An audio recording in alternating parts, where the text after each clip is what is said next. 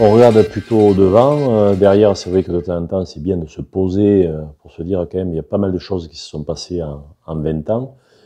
Mais il est vrai que bon, au vu des dernières échéances, je pense qu'avec toutes les différentes équipes on a fait du bon travail, mais il nous reste pas mal de travail à faire encore pour, on va dire, pour 2-3 mandats.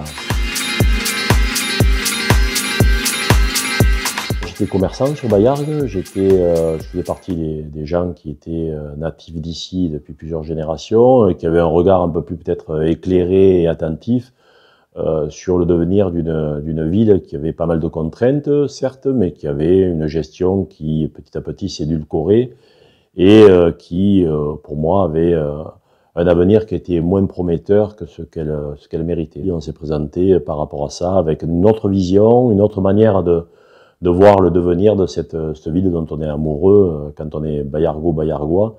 Et je répéterai très clairement que pour être vraiment Baillargois, il ne suffit pas d'habiter 40 ans, 50 ans, depuis 50 ans ou depuis 40 ans à Baillargues, mais il suffit d'aimer ce village comme le font des nouveaux arrivants qui arrivent et qui sont plus Baillargois que certains même d'ailleurs.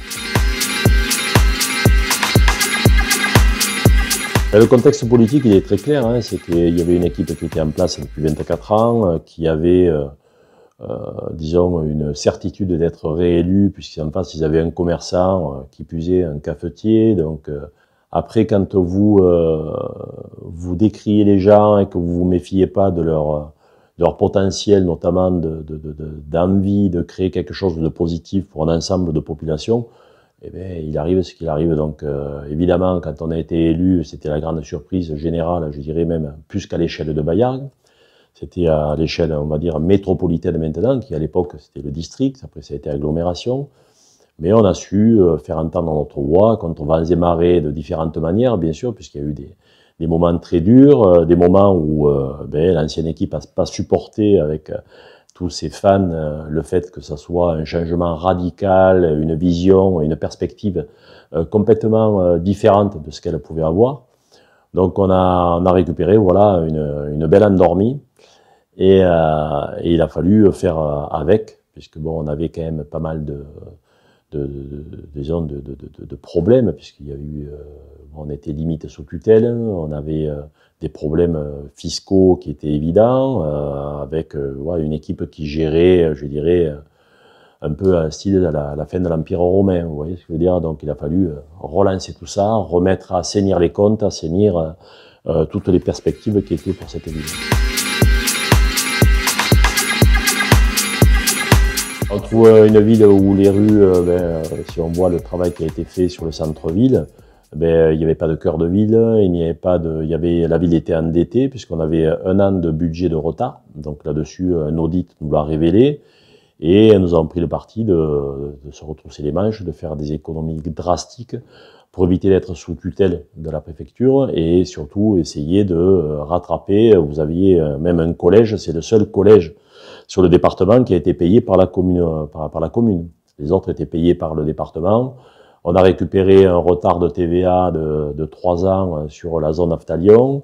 On a récupéré des tas de choses qui nous ont pénalisés pendant les 2 premières années, mais qui ne nous ont pas empêché d'avoir cette volonté de tirer vers le haut la ville et d'avoir des projets à long terme. Mais la vision, elle était très simple. C'était de préserver une âme qui avait tendance à disparaître. Donc, il n'y avait pas de commerce de proximité, il n'y avait pas de place où on peut retrouver ces commerces de proximité que l'on peut voir à la place Cigala. En même temps, il y avait cette vision de la ville quand on arrive. C'est une vision un peu qui est pas la véritable vision que l'on peut avoir de Baillargues, notamment avec la 113. Donc pour moi, il fallait créer un joli parc en entrée. Il fallait en même temps travailler donc sur ce cœur de ville, donc avoir cette volonté de préserver une âme. Travailler aussi sur le fait qu'il y a un passé historique qui est particulier à Baillargues, puisque c'est une ancienne ville fortifiée, donc retravailler sur de la pierre de Claré, l'intégrer dans tous les nouveaux programmes de la pierre naturelle qui rappelle un peu quand même la pierre que l'on peut retrouver dans le cœur de ville. Travailler bien sûr sur des opérations façades qui existent dans toutes les autres communes, mais surtout avoir cette volonté de créer et de garder une âme qui permettent d'avoir une ville qui ne tourne pas le dos à son passé, mais qui s'ouvre vers l'avenir et la modernité. Il a fallu faire des grandes lignes de perspectives de développement, notamment des développements sur des zones à urbaniser, des zones à préserver, des zones où on avait d'autres objectifs plutôt que de faire du bardage, de l'urbanisme ou quoi. Et donc ces emplacements réservés ont été placés à des endroits stratégiques pour permettre ces développements au fil du temps, au fil de l'évolution du plan local d'urbanisme et des différents projets de la ville dans sa réhabilitation, dans ses perspectives de développement. Donc voilà, il a fallu mettre ces emplacements réservés et à ce jour, les emplacements réservés que nous avons mis en place, il y en a plus de la moitié qui ont été réalisés, donc qui ont permis de façonner la ville. Je pourrais vous parler des différentes acquisitions foncières que l'on a pu faire, mais aussi sur des projets d'architecture, des projets de placettes. Vous avez la placette des traditions en face le café, mais sur la rue des Remparts, les acquisitions foncières de part et d'autre de la Vieille Porte, la maison Rubio. Enfin, en tout, nous avons acheté plus de 17 bâtiments et maisons. Et ces emplacements réservés aussi nous ont permis d'acheter plus de 30 hectares de foncier. On a choisi aussi, contrairement à toutes les autres communes, de transférer le droit des sols à l'ancienne agglomération, puisque je le rappelle, en 2001, c'était la fin de l'instruction des permis de construire dans toutes les collectivités par la DDE.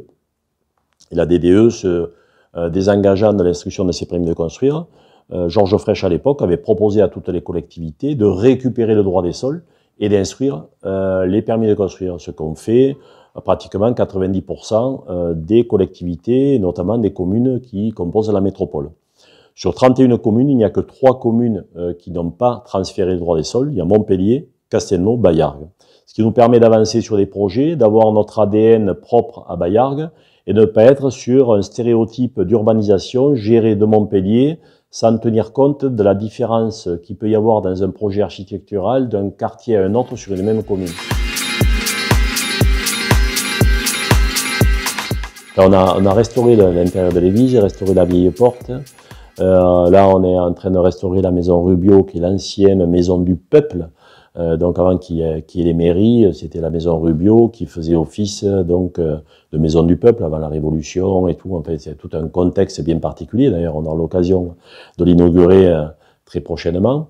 Il était important aussi de faire des jolies fresques qui rappellent un peu le passé de l'époque, la route impériale, bon, l'empereur Napoléon, mais bon, après, tout ce qui est olivier, tout ce qui est ancien métier avec la placette des traditions, la vieille porte avec les gardiens qui, à l'époque, bon, puisqu'il y avait 3 portes à Baillargues, il en restait une, il fallait la restaurer, parce que ça faisait partie des portes qui se refermaient quand il y avait les assaillants à l'époque médiévale, et surtout, il a fallu racheter des maisons qui jouxtaient ces vieilles portes, parce que pour moi, ces maisons, elles ont une âme. Parce que tout cela, ce patrimoine architectural, il a fallu le préserver, le remettre on a fait quelques travaux. Quand je dis quelques travaux, je dirais un euphémisme, c'est la pierre intérieure plutôt que de la pierre, quand je voyais les ruelles qui ont été refaites, qui étaient en pierre reconstituée, enfin de la basaltine qu'on appelle, c'est la pierre de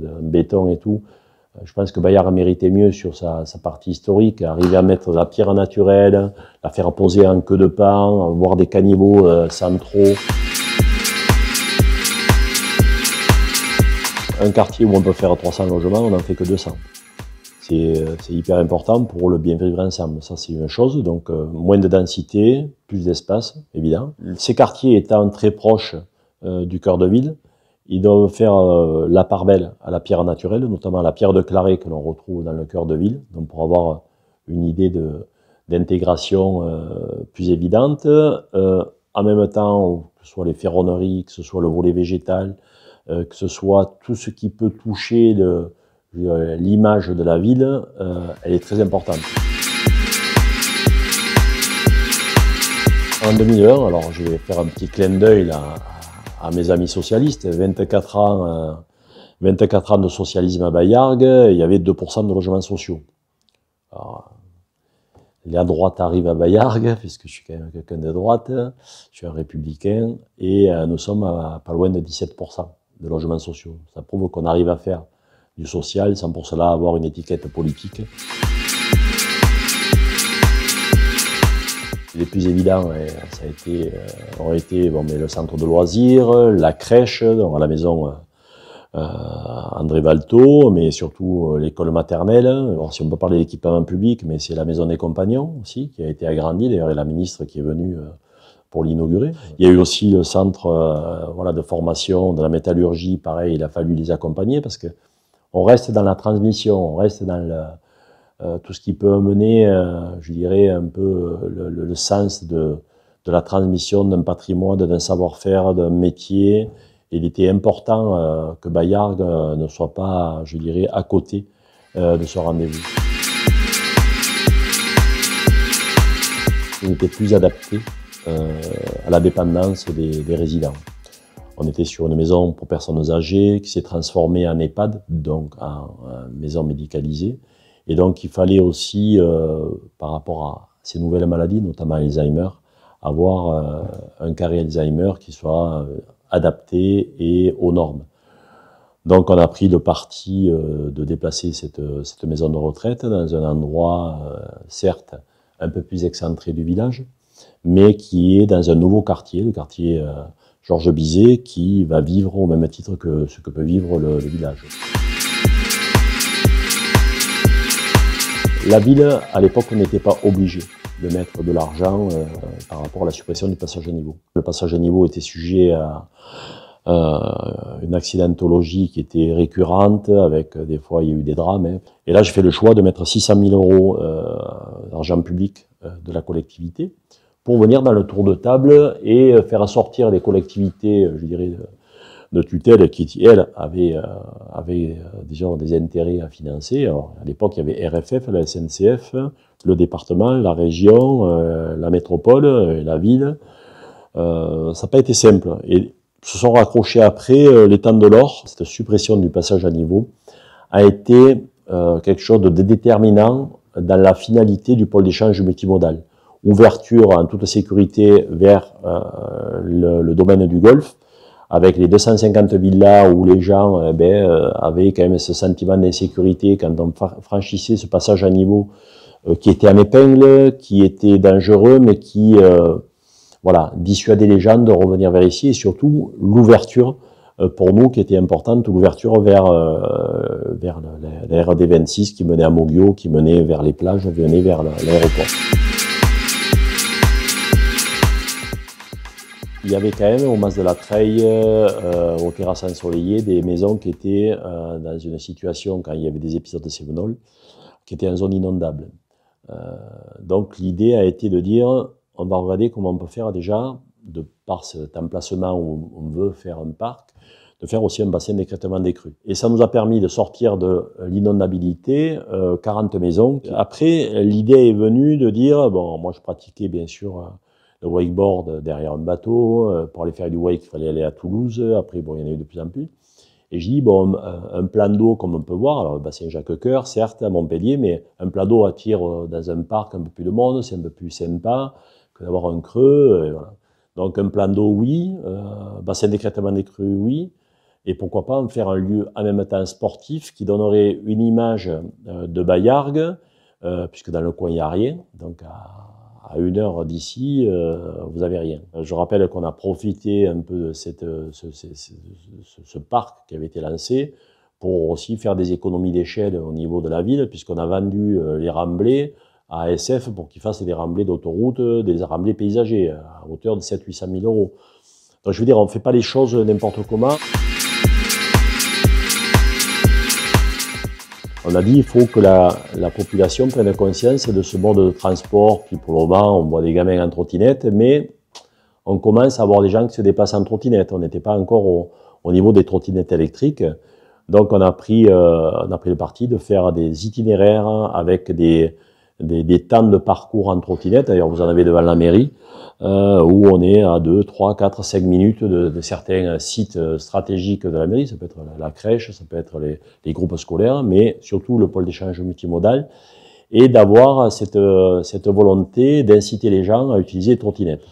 Donc je suis un adepte des trottinettes, donc, et surtout c'est une image de la ville qui va se conforter avec la création d'un parc de glisse à côté du parc Gérard-Bruyère, puisqu'il va être entièrement dédié, certes, au skate, au BMX et tout, mais surtout à la trottinette, pour en faire un centre d'entraînement pour les jeunes qui font de la trottinette et qui veulent faire des tricks en trottinette et faire, je dirais, des entraînements qui leur permettront peut-être de se qualifier pour les prochaines éditions du FIS.